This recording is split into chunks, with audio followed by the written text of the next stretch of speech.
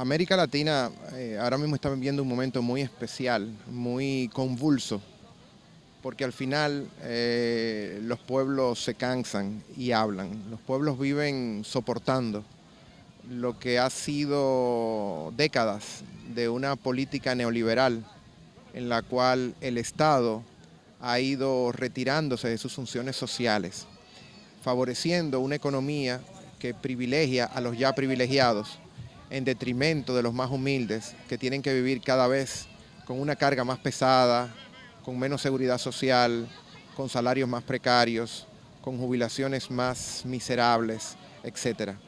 Todo eso hace que en un momento determinado la sociedad se organice entre ellos mismos, fuera incluso del circuito de los partidos políticos, que representa una especie de casta tradicional que no ha sabido reconectar con la gente.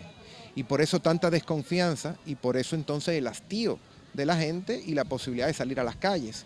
Y eso está ocurriendo precisamente por esa distancia entre los dirigidos y los dirigentes.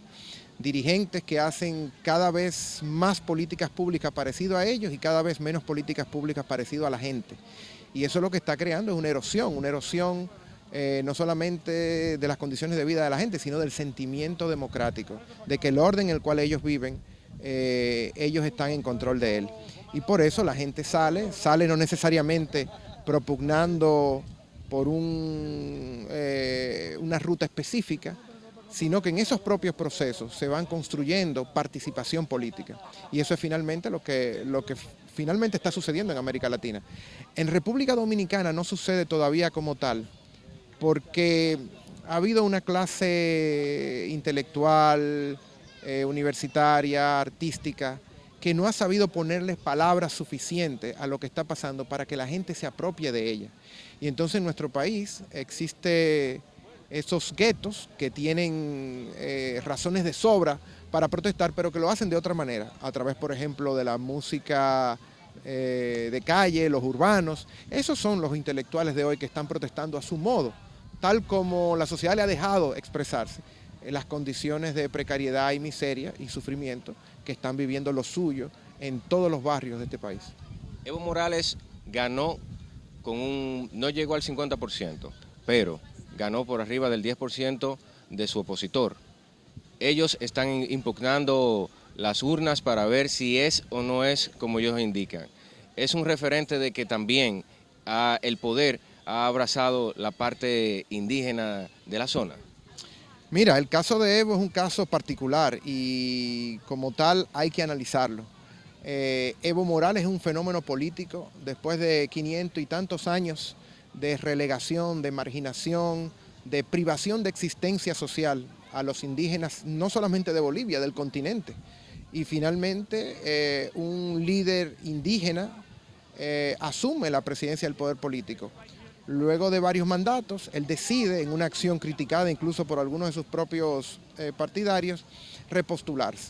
Hay críticas, hay quienes consideran que pudo haberse no postulado, repostulado y que eso le hacía bien a la democracia. Eso puede ser, pero también está la idea de que después de tantos años, después de tantos siglos, que los indígenas tengan a un representante que se elija por 3, 4 periodos más, años más, perdón, eso realmente es irrelevante en relación al tiempo que permaneció el movimiento indígena sin representante en el poder político, por ejemplo, de Bolivia, que fue nunca. Entonces, ahí hay también un despertar. Ahí hay un despertar y hay una consolidación. Estamos claros de que incluso el mejor manejo de la economía en América Latina, dicho por organismos multilaterales, ha sido precisamente el de Bolivia, porque aquí hay un problema muy grave y es el problema de la desigualdad. Los pueblos resienten la desigualdad. La vida, aún difícil, cuando se vive en comunidad, se entiende que hay condiciones generales.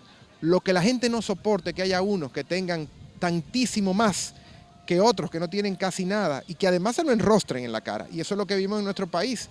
Si el PLD va a perder en este país las elecciones, como todo indica, es precisamente porque la gente se cansó de ver la opulencia, lo ostensible con lo cual manejan los fondos públicos para beneficio propio los funcionarios del gobierno.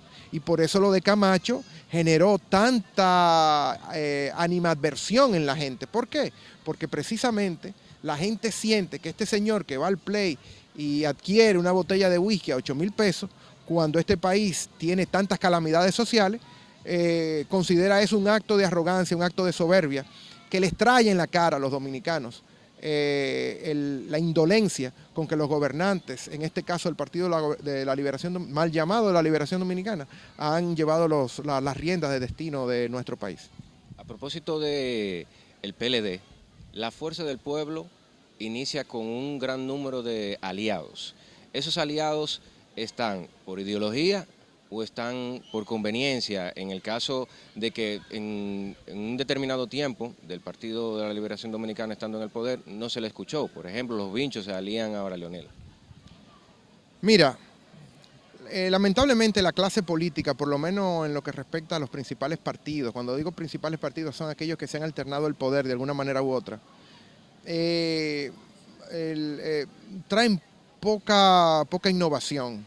Leonel Fernández es un desprendimiento del PLD que cinde su relación con ese partido, no por una renuncia a cómo él hacía la política anteriormente, al contrario, él se va precisamente porque él es víctima del propio sistema político que él junto con Danilo Medina establecieron, no solamente dentro del PLD, sino como política de Estado. Y el Estado lo venció a él como él lo venció a Danilo Medina con el Estado también. Entonces, de lo que se está tratando es una reedición de esa vieja política que hay que superar, de esa política que parte de no tener ninguna propuesta para este país que no sea los esquemas mafiosos dentro de los cuales ellos han gobernado durante los últimos 20 años en este país, para la decepción y frustración de varias generaciones con las cuales yo tengo contacto en la Universidad Autónoma como profesor y que me expresan que van a salir a votar de manera masiva en mayo, precisamente porque están cansados de ver más de lo mismo y que aspiran a tener un cambio. Me dicen, son muchachos de 18, de 20, de 22 años, me dicen, lo único que nosotros hemos visto es el PLD y un PLD que lo ha hecho muy mal. A propósito de desigualdad, en Argentina regresan los Fernández al poder. Esa desigualdad que se vivió durante un gran tiempo en el periodo de los Macri, que se suponía que tenía que elevarse la economía e hizo decaer, llegará a afectar. ¿Qué tanto llegará a afectar que los Fernández lleguen de nuevo al poder?